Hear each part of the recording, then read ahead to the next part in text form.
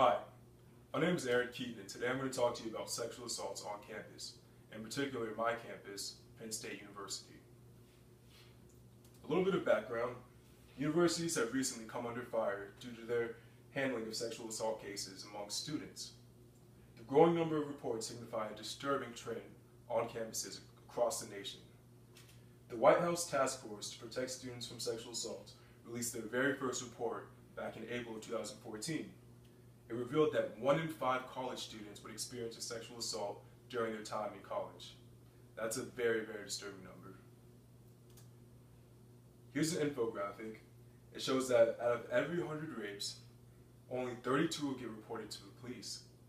That's less than 1 out of every 3. It also shows that only 2 rapists will spend a single day in prison. That's only 2 out of the 100 rapes that occur.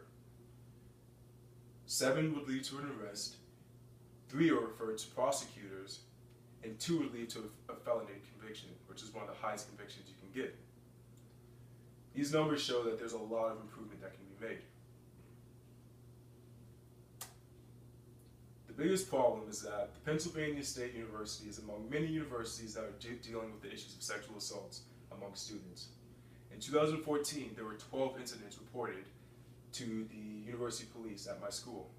These range from harassment to sexual assault and the worst, rape. According to RAINN, which is the Rape, Abuse, Incest National Network, only 32% of all sexual assault incidents are reported, which is what I just showed you in the infographic. Showing that less than 1/3 of all reports rapes are being reported show that many people are afraid to come forward. Penn State is capable of establishing a system that deters the number of assaults while also providing resources for the victims. The statement of my purpose is, there should be expansion upon the Center for Women's Health in order to help spread the information towards students, because this would have a huge impact on the level of knowledge among the students. The Center for Women's Health is a center at my school, but hardly anyone ever talks about it. It's so underutilized. I also believe that the development of the Males Against Violence subdivision should be able to hold seminars, because they would have a huge influence on the male population. The Males Against Violence is a subdivision of what I just said, the Center for Women's Health. The male population really needs to be informed on this just as much as the female population, and that's not the case at all. Of course, increased security on campus would also help deter the situation. Things like cameras and curfews, not being able to allow into dorms at certain times during the night. These are all things that need to be taken into consideration if we truly wanted to help curb the number of sexual assaults that occur. When I was conducting my research, I ran into many limitations. The studies on the student body could help pinpoint, of course, what solutions are best. Unfortunately, due to the sensitive subject matter, not everyone wants to come forward with their stories and whatnot, and so not all of that information is accurate. These privacy concerns become a large roadblock because the numbers shown do not reflect the severity of the problem. The numbers shown are just a small percentage of exactly how many people are undergoing these sexual assaults.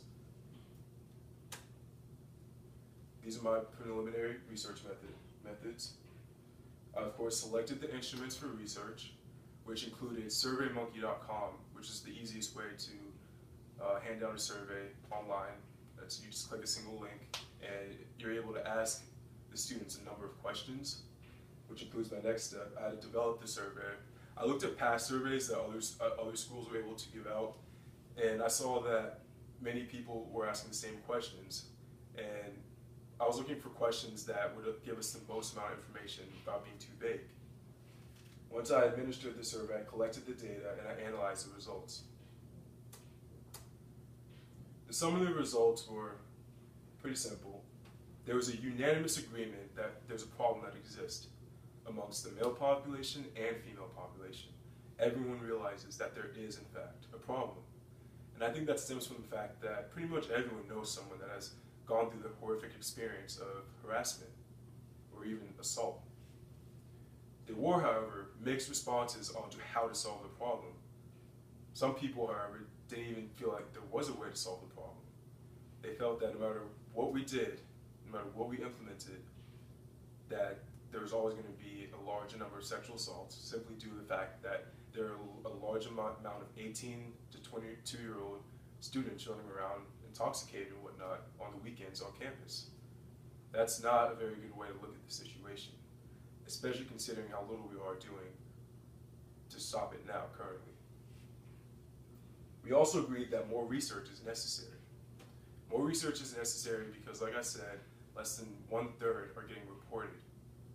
One of the biggest things is trying to make people, that we have to do, is make people feel comfortable enough to be able to come forward with their stories, with their experiences, so that we can A, report it to the police and have it dealt with appropriately, and also show the exact number of cases that are happening, so that people will actually sit back and say, wow, this actually is a huge, huge issue. Schedule of implementation, of course, just sending the university all this information would help them realize what a large problem this is. Like I said, I ran into some limitations because the amount of kids I was able to send the survey out to was very small. And instead of having the university email out to 40,000 kids, that would just yield a way larger result. That's 40,000 kids, that's so many kids, and like we might get somewhat more accurate information from that. Not just from a small group of friends and whatnot, but from kids from all walks of lives, athletes to artists and everything, and everyone in between. This situation on campuses, sexual assault, affects everybody. Not just a certain group, not just fraternities, not just sororities, everybody. And everyone has an input.